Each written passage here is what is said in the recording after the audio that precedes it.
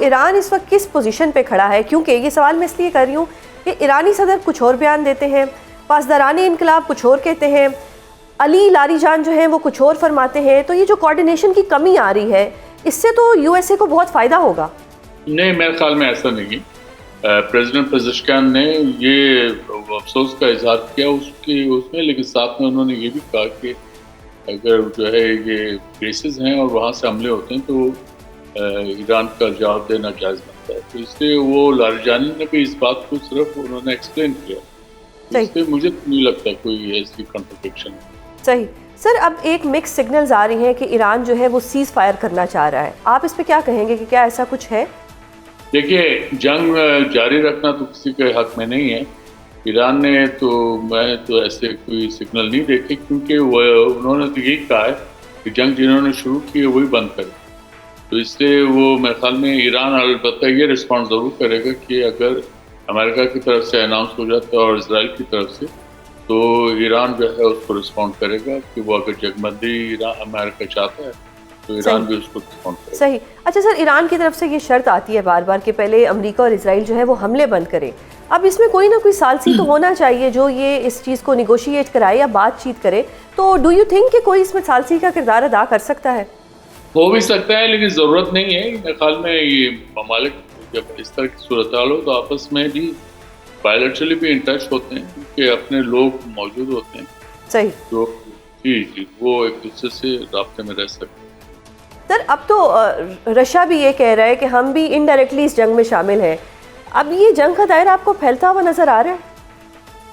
دیکھیے، رشیا کا تو یہ ہے نا، اس کا اسلحہ بھی شامل ہے اس میں، اور پھر یہ کہ ان کی وہ بھی متاثر ہوتے ہیں، خالی صرف امریکہ، اسرائیل اور ایران تو نہیں ہے، یہ اسٹریٹ آف ہارمز کے بند ہونے کا خطرہ، اور اس سے اب آپ دیکھتے ہیں ہمارے پاکستان میں کتنے آئل پرائسز بڑھ گئے، یہ تو ابھی یہ تو شروعات ہیں، تو آگے جا کے یہ سب کے لیے ایک دردسر بن سکتا ہے، تو رشیا کے لیے بھی، اور رشیا جو ہے انٹرنیشنل پالیٹکس میں ایک اسٹیک ہولڈر ہے چائنا کے علاوہ۔ صحیح سر، خلیجی ممالک کا کردار آپ کس طرح سے دیکھتے ہیں؟ ان پہ حملے بھی ہو رہے ہیں، تیل کی قیمتیں بھی بڑھ رہی ہیں۔ خلیجی ممالک تو بیچارے اب وہ پھنس کے رہ گئے ہیں، ان کی دولت جو ہے وہ مجھے نہیں لگتا ان کے کام آئی، کیونکہ وہ سمجھے کہ شاید یہ بیسز ان کی حفاظت کے لیے ہوں گے، تو وہ الٹا ثابت ہو رہے ہیں۔ وہ بیسز امریکہ نے اپنے مقاصد، اپنے انٹرسٹ کے لیے استعمال کیے، اور اس کا الٹا پھر ظاہر خلیجی ممالک کو نقصان ہوا، کیونکہ جہاں سے امریکہ نے اگر جس بیس سے حملہ کیا ہے تو وہ ایک اینیمی ٹیریٹری بن گئی، اور ایران نے اس کو جو ہے وہ استعمال کیا، اس کو جواب دیا۔ یہ میرے خیال میں ضرورت اس بات کی ہے کہ جو خلیجی ممالک وہ اپنی اس ایک جانبدارانہ پالیسی کے بجائے ایک غیر جانبدارانہ پالیسی کی طرف موو کریں۔ درانی صاحب یہ بتائیں کہ یو اے کی جو سربراہ ہیں انہوں نے ایک بڑا اہم بیان دیا ہے کہ ہماری کھال موٹی ہے اور ہمارا گوشت کڑوا ہے، آپ کو لگتا ہے کہ یو اے اب ایران پر ٹیک آن کرنے کا پلان بنا رہا ہے؟ میں اس سے واقف نہیں ہوں اس اسٹیٹمنٹ سے، اور یو اے کی ٹوٹل آبادی 9 لاکھ ہے، وہ 90 لاکھ آپ ایکسپیکٹریٹس کو چھوڑ دیں، اس لحاظ سے یہ بہت چھوٹا ملک ہے۔ البتہ میں نے یہ اسٹیٹمنٹ نہیں دیکھا، تو میں اس پوزیشن میں نہیں ہوں کہ اس پہ کمنٹ کروں۔ اچھا سر، ہمارا کیوں پاکستان کا جو کہ سعودیہ کے ساتھ ایک ڈیفنس پیکٹ ہے، اس پہ سعودیہ ہم سے یہ ایکسپیکٹ کر رہا ہے کہ یہ جو اس وقت آن گوئنگ سچویشن ہے، ایران جو حملے کر رہا ہے، اس میں پاکستان اس کو ریسکیو کرے، اس پہ آپ کیا کہیں گے؟ دیکھیے، اس وقت سعودیہ کوئی وار سچویشن میں نہیں ایران کے ساتھ، سعودی عربیہ نے ابھی باقاعدہ جنگ کا اعلان نہیں کیا، ایک چیز۔ دوسرا یہ ہے کہ پاکستان جو ہے اس کی پالیسی رہی ہے کہ مسلم ممالک کے درمیان جو ہے وہ ثالثی کا کردار تو ادا کر سکتا ہے، لیکن وہ ایک جانبداری سے کام نہیں لے گا، یہ پاکستان کی شروع سے پالیسی رہی ہے۔ صحیح، اور سر یہ اشارہ اگر اس ایگریمنٹ کی جانب جو سعودی اور پاکستان کا ہے، تو اس کے تو میرٹ دیکھنے پڑیں گے اس معاملے میں، اور پاکستان جو ہے بہرحال اس پوزیشن میں ہے کہ وہ مسلم ممالک کے درمیان میڈیٹ کرا سکتے۔ سر ان یور اوپینین آپ کس طرح سے دیکھ رہے ہیں کہ یہ جنگ کہیں رکے گی یا یہ بڑھتی ہی چلی جائے گی؟ نہیں رکے گی تو، کیونکہ ورنہ بڑھنے کا مطلب یہ ہے کہ وہ پھر کسی کے قابو میں نہیں رہے گی۔ اور اس میں جو ایکٹرز ہیں اس وقت وہ میرے خیال میں ان کے بھی بس میں نہیں رہے گا. اچھا سر، ملیشیا نے بورڈ آف پیس سے نکلنے کا اعلان کر دیا ہے، تو کیا پاکستان کو بھی ایسا کرنا چاہیے؟ یہ تو ہم دیکھیں گے ابھی اس کو، یہ تو ابھی دیکھتے ہیں وہ بورڈ آف پیس سے کس کروٹ بیٹھتا ہے، کیا ہوتا ہے اس کی، کیا آگے پرفارمنس کیا ہے. مزمل صاحب، آپ مجھے ایک چیز بتائیے گا کہ یہ جو وفاقی وزراؤں کی تنخواہیں جو 2 مہینے کی بڑی اچھی اماؤنٹ بنتی ہے 5 کروڑ سے زیادہ، یہ آپ کو لگتا ہے کہ ایک اچھا پلان ہے اور یہ کیا آپ کی حکومت کے لیے ایکسیپٹیبل ہے؟ دیکھیں، پہلی بات تو یہ کہ تنخواہیں جو ہے وہ انہوں نے لکھا ہے والینٹرلی، یہ وہ جو ہے اس کو مینڈیٹری نہیں کیا انہوں نے، اور جو وزراء چاہیں تو وہ اس کو والنٹیئر کر سکتے ہیں.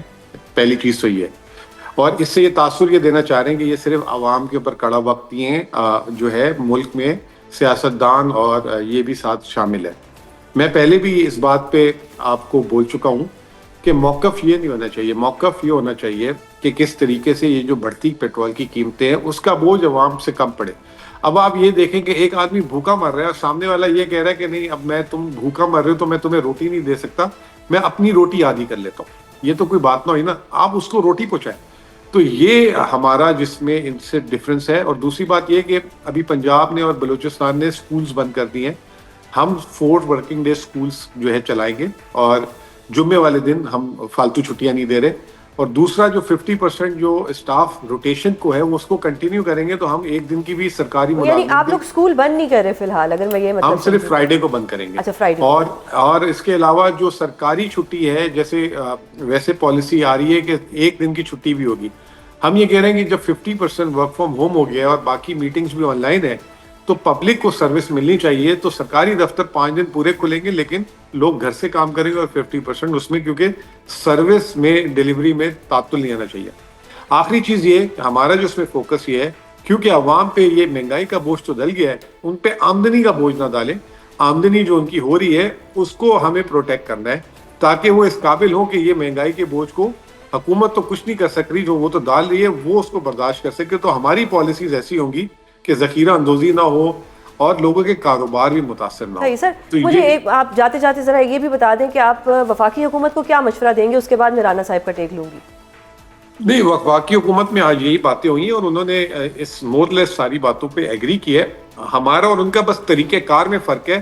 دونوں کا آبجیکٹو یہ ہے کہ یہ جو صورتحال ہے یہ ناگزیر ہے، اور تیل کی قیمتیں جو ہیں عوام کے ہاتھ میں نہیں ہے، ملک کے ہاتھ میں نہیں ہے، کیونکہ باہر سے تیل آتا ہے. لیکن ہم یہ کہہ رہے تھے ٹیکسز تو آپ کے ہاتھ میں ہے نا، ٹیکسز پہ تھوڑی سی رد و بدل وقتی طور پہ تو کی جا سکتی ہے، کچھ عرصے کے لیے کی جا سکتی ہے. اگر معیشت سلو ہو گئی، ویسے ہی آپ کو پتہ ہے 45% غربت ہے، تو مسائل اور بڑھ سکتے ہیں. تو یہ باقی دیکھیں کنسنسس ہے، ساری چیزیں ہیں، لیکن ڈفرینس آف اوپینین ہے چند ایک باتوں میں.